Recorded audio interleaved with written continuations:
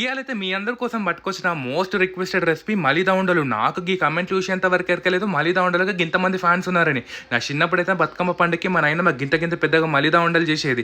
మీకు బి ఎరికైనా మలిదా ఉండలు బతుకమ్మ పండుగలో ఫస్ట్ పెట్టే నైవేద్యం అన్నట్టు. మిగతా 9 రోజులు ఏం పెడతారో కమెంట్ చేయండి చూద్దాం మీకు ఎరికేనో కాదో.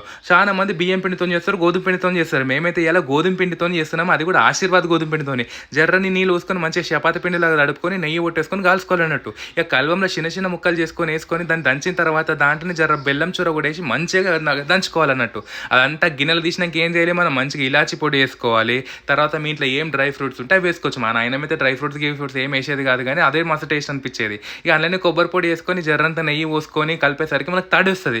తడిచ్చిన తర్వాత చిన్న ముద్దలు చేసుకున్నాం. మా నాయన మీద ముద్దగా మొత్తం పిండిలో 2-3 ఉండలు చేసేసి గింత పెద్దగా చేస్తుండే. సరే మేమైతే చిన్నగా చేసినాం, కానీ ఎందుకంటే మనకు బద్ధకం కూడా అయిపోయింది, గంత తింటలేం కూడా కదా. మీకు ఎరికైతే ఇది కమెంట్ చేయండి, మీ సైడ్ ఎట్లా చేస్తారు.